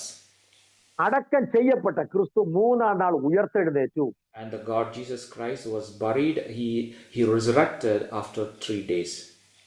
ആ ഉയർത്തെഴുന്നേറ്റ ക്രിസ്തു ശിഷ്യന്മാർ നോക്കി നിൽക്കെ സ്വർഗത്തിലേക്ക് ആരോഹണം ചെയ്തു. The Lord Jesus Christ, who resurrected, as the disciples were watching, he was taken up to heaven. അങ്ങനെ സ്വർഗത്തിലേക്ക് ആരോഹണം ചെയ്ത ക്രിസ്തു സ്വർഗത്തിൽ ചെന്നിട്ട് പരിശുദ്ധാത്മാവെന്ന ദാനം പിതാവിൽ നിന്ന് വാങ്ങി തന്റെ മക്കളാകുന്ന നമുക്ക് വേണ്ടി അയച്ചു തന്നു. He went to heaven, and he took the Holy Spirit from the Father and he gave it to us. അങ്ങനെ പരിശുദ്ധാത്മാവിനെ നമുക്ക് കിട്ടുവാൻ ഇടയായി തീർന്നത് സാക്ഷാൽ പാറയാകുന്ന ക്രിസ്തു അടിച്ച് മുറിവേൽക്കപ്പെട്ട് നമുക്ക് വേണ്ടി തകർക്കപ്പെട്ടത് കൊണ്ടാണ് പരിശുദ്ധാത്മാവെന്ന് അറിയപ്പെടുന്ന ഈ അനുഗ്രഹീതമായ നദി ഈ ഭൂമിയിലേക്ക് ഒഴുകിയെത്തിയത്. The Holy Spirit, which is also called as a sea, that's what we got because the God Jesus was beaten and bruised and suffered all the pain for sake of us. പരിശുദ്ധാത്മാവിനെ കുറിച്ച് നമ്മൾ തിരുവഴുത്തിൽ പഠിക്കുന്നത് നദിയുമായി സാമ്യപ്പെടുത്തിയാണ്. We can see also the Holy Spirit also compared as a river. കർത്താവ് യേശുക്രിസ്തു തന്നെ അത് വ്യക്തമായി തെളിയിച്ചു. And Holy Spirit, Jesus Christ also highlighted this particular point. യോഹന്നാന്റെ സുവിശേഷം 7-ാം അധ്യായത്തിന്റെ 37 മുതൽ താഴോട്ട് വായിക്കുമ്പോൾ അവിടെ പറഞ്ഞിരിക്കുന്നു, ഉത്സവത്തിന്റെ മഹാദിനമായ ഒടുക്കത്തെ നാളിൽ യേശു നിന്നുകൊണ്ട് ദാഹിക്കുന്നവനെല്ലാം എന്റെ അടുക്കൽ വരട്ടെ എന്ന് യേശു വിളംബരം ചെയ്യുകയാണ്. As we know in John chapter 7 verse 37, on the last day, the great day of the feast, Jesus stood on and cried out saying, "If anyone thirst, let him come to me and drink." താഴോട്ട് വായിക്കുമ്പോൾ അവിടെ കൊടുത്തിരിക്കുന്നു, വിശ്വസിക്കുന്നവന്റെ ഉള്ളിൽ നിന്നും തിരുവെഴുത്ത് പറയുന്നത് പോലെ ജീവജലത്തിന്റെ നദികൾ ഒഴുകുമെന്നാണ്. And also in 38 it's written, "He who has believes in me, as the scripture has said, out of his heart will flow rivers of living water." അവിടെ കർത്താവ് പറഞ്ഞിരിക്കുന്നു, ഇത് തന്നിൽ വിശ്വസിക്കുന്നവർക്ക് ലഭിക്കുവാനുള്ള പരിശുദ്ധാത്മാവിനെ കുറിച്ചാണ് കർത്താവ് പറഞ്ഞത്. And we can clearly see here the Holy Spirit is given those who believe in him. അപ്പോൾ വിശ്വസിക്കുന്നവന്റെ ഉള്ളിൽ നിന്ന് തിരുവെഴുത്ത് പറയുന്നത് പോലെ ജീവജലത്തിന്റെ നദികൾ ഒഴുകുമെന്നാണ്. And it's written here, he who believes in the Lord Jesus Christ, as the scripture has said, out of his heart will flow rivers of living water. വാസ്തവത്തിൽ പരിശുദ്ധാത്മാവ് എന്ന് പറയുന്നത് ഒരിടത്ത് കെട്ടി നിൽക്കുന്ന ജലാശയമല്ല, ഒഴുകുന്ന നദിക്ക് തുല്യമാണ് പരിശുദ്ധാത്മാവ്. So we can see that when it comes to the Holy Spirit, he is not the one who can be stagnant, but rather it is a river that flows. നമ്മൾ ആദ്യമായിട്ട് വിശുദ്ധ വേദപുസ്തകത്തിൽ നദി കാണുന്നത് ഉൽപ്പത്തി പുസ്തകത്തിലാണ്. We can see about this Holy Spirit in Genesis. ഉൽപ്പത്തി പുസ്തകത്തിൽ 2-ാം അധ്യായത്തിൽ നമ്മൾ കാണുന്നത് 2:10 തോട്ടം നനപ്പാൻ ഒരു നദി ഏദേനിൽ നിന്ന് പുറപ്പെട്ടു എന്നാണ്. In the first time in the Bible we can see about Holy Spirit in the chapter 2 verse 10. Now a river went out of Eden to water the garden. കണ്ടോ, അവിടെ വ്യക്തമായി കൊടുത്തിരിക്കുന്നു, തോട്ടം നനപ്പാൻ ഒരു നദി പുറപ്പെട്ടതാണ്. It's very clearly mentioned that in order to water the garden, a river, only one river went out of Eden. എന്നാൽ യോഹന്നാന്റെ സുവിശേഷത്തിൽ നമ്മൾ കണ്ടത് വിശ്വസിക്കുന്നവന്റെ ഉള്ളിൽ നിന്ന് നദികൾ പുറപ്പെടുമെന്നാണ്. And we can see in John we read that out of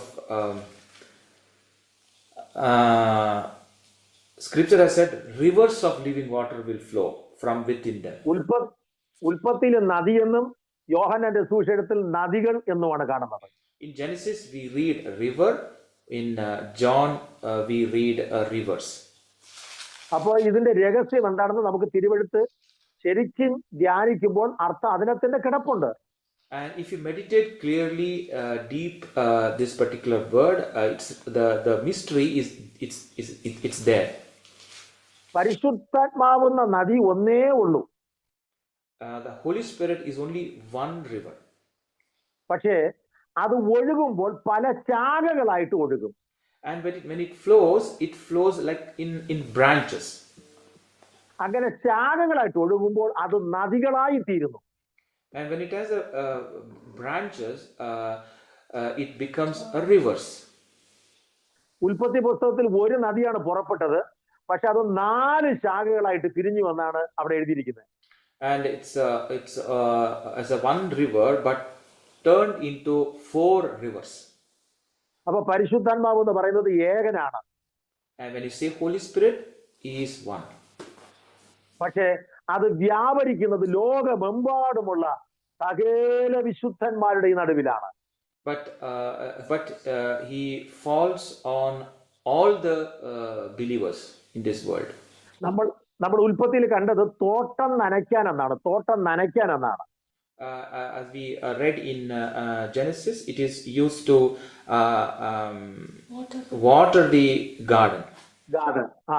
തോട്ടത്തെ നനയ്ക്കുവാൻ നദി തന്നെ വേണം. In order to water the garden, we need a river. അവിടെ പറഞ്ഞിരിക്കുന്ന തോട്ടം സാധാരണ ദൈവം സൃഷ്ടിച്ച തോട്ടമാണെങ്കിലും അതിന്റെ ആത്മീക ആശയം കൂടെ നമ്മൾ മനസ്സിലാക്കണം. And we have to understand spiritual side of this particular river. വിശുദ്ധ വേദപുസ്തകത്തിൽ ദൈവസഭയെ തോട്ടത്തോട് ഉപമിച്ചിരിക്കുകയാണ്. The church is compared as a garden. ദൈവസഭ എന്ന് പറഞ്ഞാൽ തോട്ടമാണ്. If you see, the church of God is symbolized as a garden. കെട്ടി അടയ്ക്കപ്പെട്ട തോട്ടമാണ് ദൈവസഭ. It is completely covered, the church of God. എന്നാൽ ലോകത്തെ കുറിച്ച് പറഞ്ഞിരിക്കുന്നത് വയൽ എന്നാണ്. വയൽ, field. But if you see the world, it is compared as symbolized as a field. Okay, അപ്പൊ തോട്ടം, സഭ ഒരിക്കലും വയലല്ല, സഭ തോട്ടമാണ്. So the church of God is not a field, but rather it is a garden. വയലും തോട്ടവും തമ്മിൽ compare ചെയ്ത് പഠിക്കുമ്പോൾ നമുക്ക് അതിന്റെ യാഥാർത്ഥ്യം മനസ്സിലാക്കാൻ പറ്റും. We can when we compare the field and the garden, we can see what is the difference of this particular thing. ഒരിക്കലും വയലിൽ നിന്ന് വെള്ളം പുറപ്പെടത്തില്ല. വെള്ളം മറ്റൊരു സ്ഥലത്ത് നിന്ന് വയലിലേക്ക് വരികയാണ് ചെയ്യുന്നത്. You can see that a river will not flow from the field, but rather the river flows outside the field, from outside the field. Okay, നേരെ മറിച്ച് തോട്ടത്തെ കുറിച്ച് ബൈബിൾ എഴുതിയിരിക്കുന്നത് അങ്ങനെയല്ല. ഏതൻ തോട്ടത്തിൽ നിന്നും ആ തോട്ടത്തെ നനപ്പാൻ ഒരു നദി പുറപ്പെട്ടതാണ്. And from the garden, this particular river was flowing. പുതിയ നിയമസഭയാകുന്ന തോട്ടത്തെ നനയ്ക്കുവാൻ ദൈവം സഭയാം തോട്ടത്തിനകത്തു നിന്നാണ് പരിശുദ്ധാത്മാവെന്ന നദിയെ ദൈവം പുറപ്പെടുവിച്ചത്. And here you can see, out of the garden, which is the church, the Holy Spirit is flowing out. ഞാൻ നേരത്തെ പറഞ്ഞതുപോലെ നദിയുടെ ഏറ്റവും വലിയ പ്രത്യേകത നദി ഒഴുകിക്കൊണ്ടേയിരിക്കും. The importance of the speciality of a river, it always flows. അതുപോലെ നമ്മൾ മറ്റൊരു കാര്യം മനസ്സിലാക്കണം. ഒഴുകുന്നത് ഒരിക്കലും ഉയർന്ന സ്ഥലത്തോട്ടല്ല. ഈ വെള്ളം എപ്പോഴും നമ്മൾ ശ്രദ്ധിച്ചാലും ഒഴുകുന്നത് എവിടെയാണ്? താഴ്ന്ന സ്ഥലം. ആ താഴ്ന്ന സ്ഥലത്തേക്കാണ് ഫാസ്റ്റ് ആയിട്ട് വെള്ളം ഒഴുകുന്നത്. As we know that water never flows towards a high ground, but always it flows towards the low ground areas. അതാണ് വിശുദ്ധ ബൈബിൾ പഠിപ്പിക്കുന്നത്. ദൈവം നിഗളികളോട് എതിർത്ത് നിൽക്കുന്നു, മറിച്ച് താഴ്മയുള്ളവർക്കോ അവൻ കൃപകളെ പകരുന്നു എന്നാണ്. That's why the word of God says, God resists the proud, he lifts the humble. അതുകൊണ്ട് താഴ്മയോടുകൂടെ ദൈവസന്നിധി നമ്മൾ സമ്പൂർണ്ണമായി സമർപ്പിച്ചാൽ താഴ്മയുള്ളവർക്ക് ദൈവ കൃപകളെ ദാനമായി ധാരാളമായി കൊടുക്കും. So that's why if you have, if you humble yourself, the God will give you more grace. പരിശുദ്ധാത്മാവാകുന്ന നദി നമ്മിലേക്ക് ഒഴുകുവാൻ വേറെ ഒന്നും നമ്മൾ ചെയ്യണ്ട. പേരോ പ്രശസ്തിയോ പബ്ലിസിറ്റിയോ ഡിഗ്രിയോ ഇതൊന്നും എടുത്തു കാണിക്കേണ്ട, ഇതൊന്നും ഹൈലൈറ്റ് ചെയ്യണ്ട. ഒന്ന് ദൈവകരങ്ങളിൽ ഞാൻ എളിയവനാണ്, ഞാൻ സാധുവാണ്, ഞാൻ ഒന്നുമില്ലാത്തവനാണെന്ന് പറഞ്ഞ് പൂർണ്ണമായി താഴ്ത്തി ഏൽപ്പിച്ചാൽ ആ പരിശുദ്ധാത്മാവാകുന്ന ശക്തിയേറിയ നദി നമ്മെ തേടി നമ്മുടെ ഉള്ളിലേക്ക് പാഞ്ഞൊഴുകി വരും.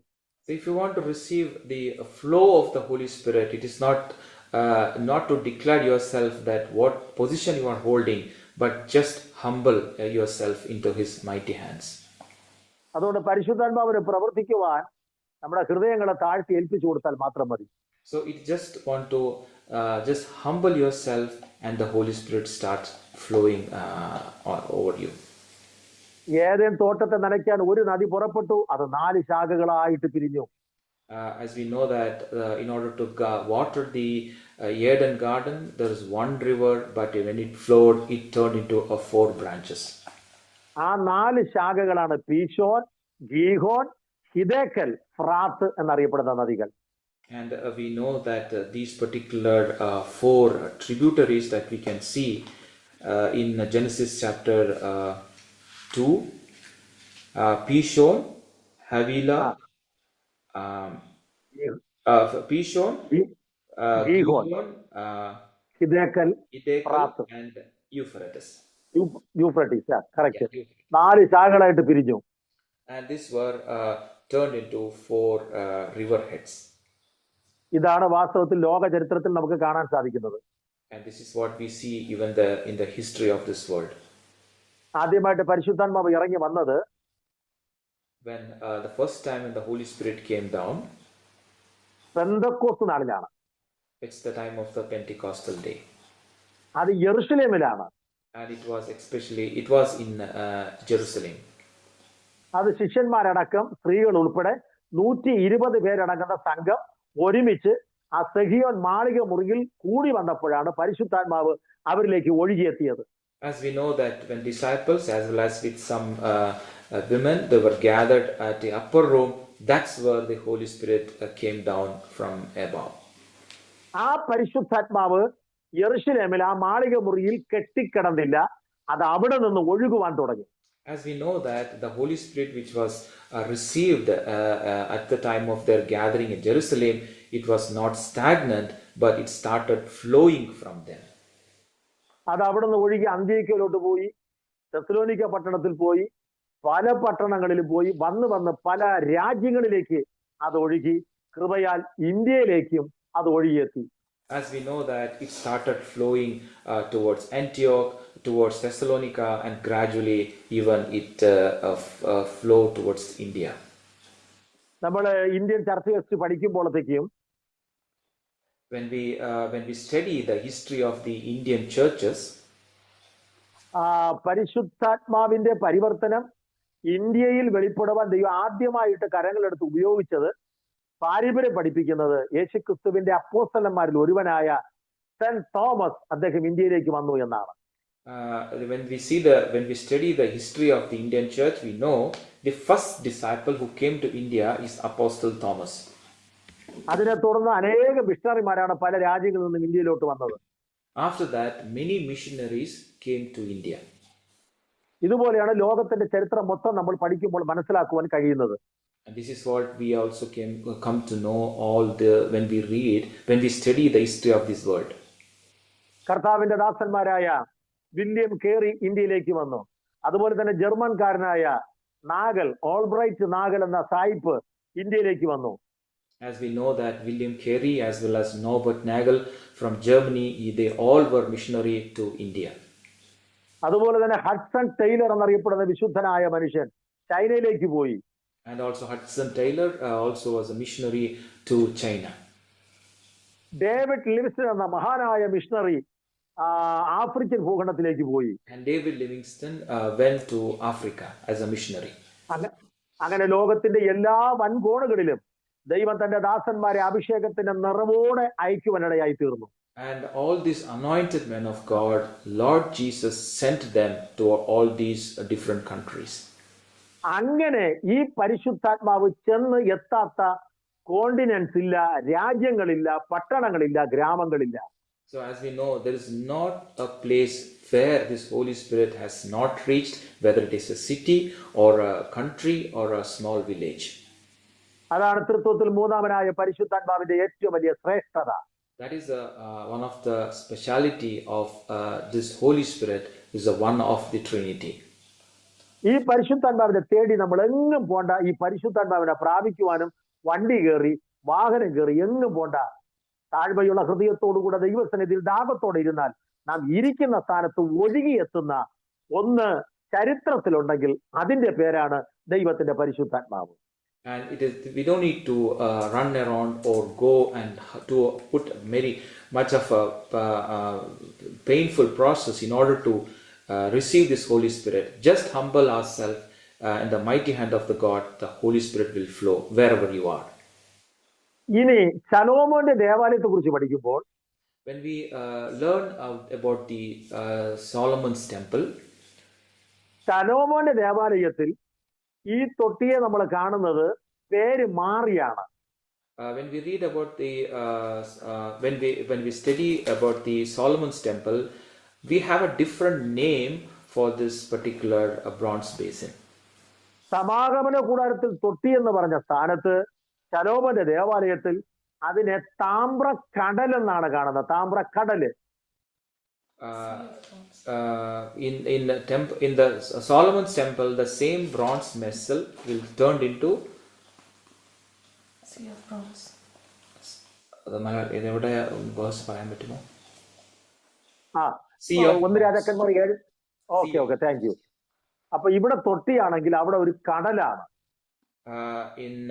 It is a basin in the tabernacle, but in the Solomon's temple it is called as sea of bronze. ഇനി ഇത് രണ്ടും തമ്മിലുള്ള വ്യത്യാസം നമ്മൾ പഠിച്ചു വരുമ്പോൾ ഇതിനകത്ത് ആഴമേറിയ ഒരു സത്യം മറഞ്ഞു കിടക്കുകയാണ്. And if you go in deep on this particular topic, there is a mystery behind these things. സമാഗമന കൂടാരത്തിലെ തൊട്ടിക്ക് ഒരൊറ്റ കാലേ ഉണ്ടായിരുന്നു.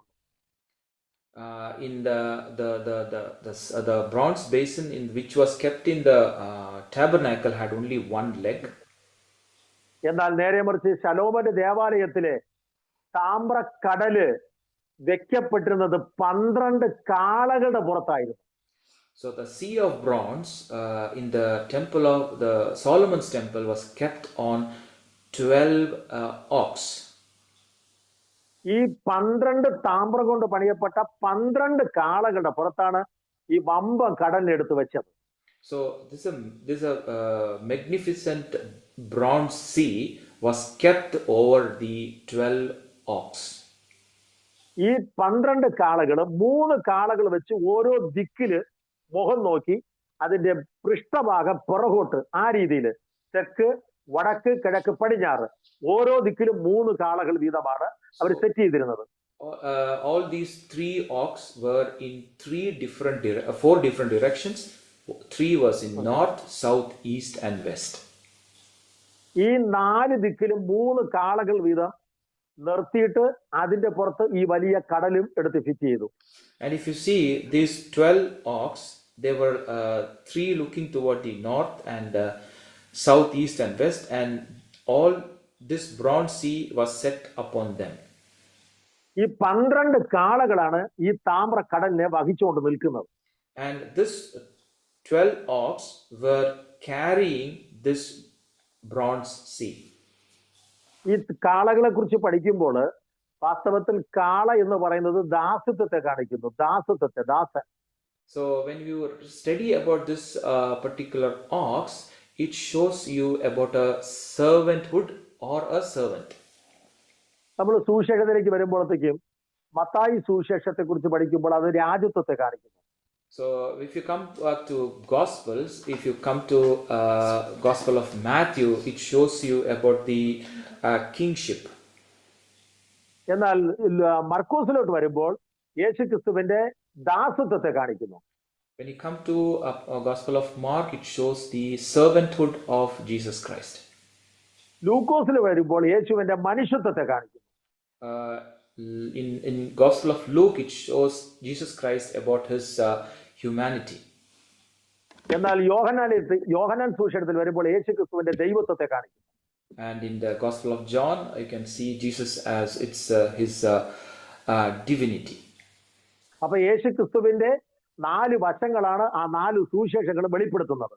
So four identity we can see in all these 4 Gospels of Jesus Christ. യേശു ക്രിസ്തുവിന്റെ രാജ്യത്വം, യേശു ക്രിസ്തുവിന്റെ ദാസത്വം, യേശു ക്രിസ്തുവിന്റെ മനുഷ്യത്വം, യേശു ക്രിസ്തുവിന്റെ ദൈവത്വം. The rulership, kingship, humanity, divinity, and servanthood. We can see all these 4 Gospels. എന്നാൽ നമ്മുടെ ശലോമോന്റെ ദേവാലയത്തിലെ ആ താമ്രക്കടൽ എന്നറിയപ്പെടുന്ന ആ വലിപ്പം കൂടിയ വെസൽ ഈ കാളകളുടെ പുറത്ത് വെക്കുമ്പോൾ കാളകളാണ് ഇതിനെ വഹിച്ചുകൊണ്ട് നിൽക്കുന്നത്. So this particular bronze sea which is kept on these 12 ox, all 12 ox carry this bronze sea. ഈ താമ്രക്കടലിൽ 2000 ബത്ത് വെള്ളം കൊള്ളുമെന്നാണ് പറഞ്ഞിരിക്കുന്നത്. In this particular bronze sea, we can fill around 2,000 liters of water. 2000 ബത്തെന്ന് ഒരു ഭാഗത്തും മറ്റൊരു ഭാഗത്തും 3000 ബത്തെന്നും കൊടുത്തിരിക്കുന്നു. And also it's also somewhere it is written also 3,000 liters. രാജാക്കന്മാരുടെ 1-ാം പുസ്തകം 7-ാം അധ്യായത്തിന്റെ 26-ാം വാക്യത്തിൽ 2000 ബത്ത് വെള്ളമെന്നാണ്. In First Kings chapter 7 verse 26 it was written, it was a handbreadth thick and its brim was shaped the brim of a cup like a lily bosom. It contained 2,000 baths. എന്നാൽ നേരെ മറിച്ച് ദിനവൃത്താന്തങ്ങളുടെ 2-ാം പുസ്തകം 4-5 വരുമ്പോൾ അവിടെ കൊടുത്തിരിക്കുന്നത് 3000 ബത്ത് വെള്ളമെന്നാണ്. And in Second Chronicles it's written 3,000 baths. ഇതിനെക്കുറിച്ചുള്ള വ്യത്യസ്ത അഭിപ്രായങ്ങൾ നമുക്ക് വേദശാസ്ത്രത്തിനടുത്ത് കാണാൻ സാധിക്കുന്നുണ്ട്. We can see a different discussions happening between the Bible scholars. അതിൽ ഒരു ആശയം ഇതാണ്, 2000 മുതൽ 3000 വരെ 3000 ബത്ത് വരെ വെള്ളം കൊള്ളാൻ കഴിവുള്ള ആ താമ്രക്കടലായിരുന്നു എന്നാണ്. So we can see out of this this particular bronze sea can hold 2,000 baths to 3,000 baths of water. Okay, ഒരു ബത്ത് എന്ന് പറയുന്നത് 22 ലിറ്റർ ആണ്. 1 bath is equal to 22 liters of water. അതായത് 5.8 ഗാലൻസ് ആണ്. Gallon is equal to 5.8 gallons. അങ്ങനെ നോക്കിയാൽ 2000 ബത്ത് എന്ന് പറയുമ്പോൾ 44,000 ലിറ്റർ വെള്ളമാണ് അതിനകത്ത് കൊള്ളുന്നത്. So if you see 2,000 bath is equal to 44,000 liters of water. Okay, അപ്പൊ 44,000 ലിറ്റർ വെള്ളം വഹിച്ചുകൊണ്ട് നിൽക്കുന്ന ഈ താമ്രക്കടലിനെ ചുമക്കുന്നത് 12 കാളകളാണ്. And if you see this particular 44,000 liters of water is holding, it's carried by this 12 oxen. ഞാൻ നേരത്തെ പറഞ്ഞല്ലോ കാളകൾ ദാസത്വത്തെ കാണിക്കുന്നുവെന്ന്. And as I said earlier, this particular ox signifies the servanthood. ആ വെള്ളത്തെ, ആ താമ്രക്കടലിനെ കാളകൾ വഹിച്ചുകൊണ്ട് നിൽക്കുന്നത് പോലെ സ്വർഗത്തിലെ ദൈവം തന്റെ പരിശുദ്ധാത്മാവിനെ ഈ ഭൂമിയിലേക്ക് അയച്ചപ്പോൾ ഈ പരിശുദ്ധാത്മാവ് ആവസിക്കുന്നത് തന്റെ ദാസന്മാരായ തന്റെ ഭൃത്യന്മാരാണ്.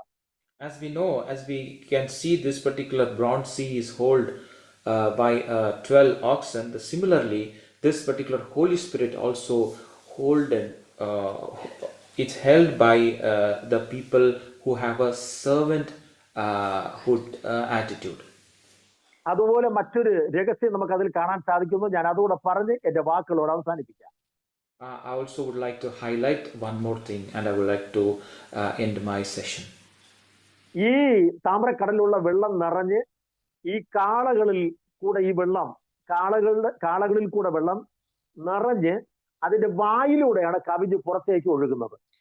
Once this particular bronze sea gets filled up, this bronze sea, the overflow water comes out of the mouth of this ox. Okay, 4 ദിക്കിൽ നിൽക്കുന്ന കാളകളുടെ വായിലൂടെ വെള്ളം പുറപ്പെടും.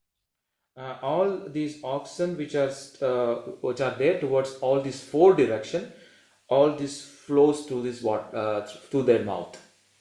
ഇത് ഒരു കാര്യം മനസ്സിലാക്കേണ്ടത്, 4 ദിക്കിലും ദൈവത്തിന്റെ പരിശുദ്ധാത്മാവിന്റെ പരിവർത്തനം ഉണ്ടാകണം.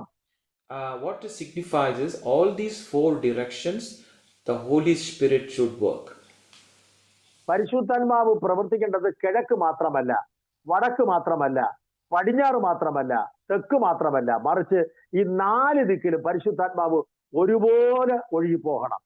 And if you see, it's not only in one direction the Holy Spirit should flow, it should flow all the 4 direction, north, east, south and west.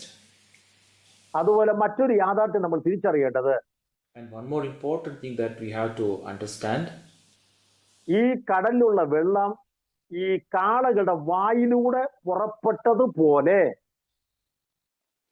as we know, as this particular water is flowing out of the mouth of these oxen, Pentecost നാളിൽ കൂടി വന്ന വ്യക്തികളുടെ ഉള്ളിൽ വന്നിറങ്ങിയ പരിശുദ്ധാത്മാവാകുന്ന നദി അവരുടെ വായിലൂടെയാണ് പുറം ലോകം അറിയത്തക്ക വിധത്തിൽ പുറപ്പെട്ടത്. So as you know, in the day of Pentecostal, when Holy Spirit flow over his people, it also flow by their mouth to this.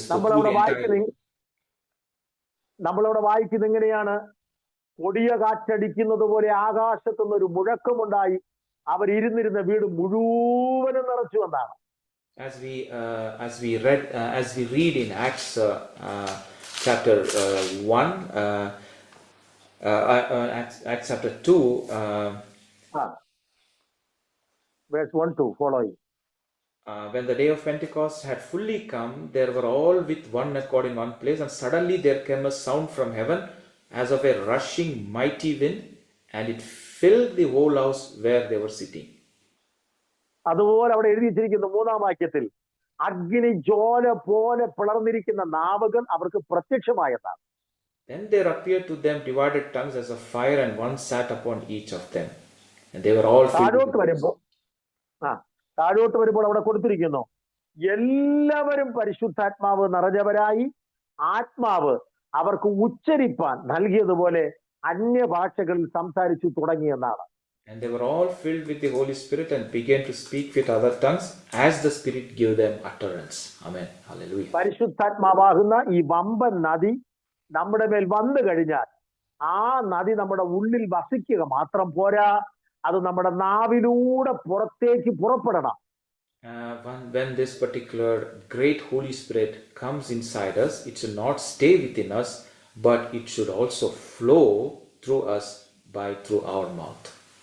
അങ്ങനെ നമ്മുടെ നാവിലൂടെ പുറപ്പെടുമ്പോഴാണ് അന്യഭാഷകളിൽ നമുക്ക് ദൈവത്തോട് സംസാരിക്കുവാൻ കഴിയുന്നത്. So when it flows through our tongue, we automatically speak in tongues. അതുകൊണ്ട് വേദപുസ്തകം പഠിപ്പിക്കുന്നു, അന്യഭാഷയിൽ സംസാരിക്കുന്നവൻ മനുഷ്യരോടല്ല ദൈവത്തോട് ആത്മാവിൽ മർമ്മങ്ങളെ സംസാരിക്കുന്നു എന്നാണ്. So as we know that once who receive the gift of tongues, he is not speaking to men, but is speaking to God. പൗലോസ് കൃപാവരങ്ങളെ കുറിച്ച് കൊരിന്ത്യ ലേഖനത്തിൽ എഴുതുമ്പോൾ താൻ ഇങ്ങനെ പറയുന്നു, when Apostle Paul is writing about the gift of the Holy Spirit in Corinthians, ആ കൃപാവരങ്ങളിൽ ഒരു വരമാണ് പലവിധ ഭാഷകൾ. As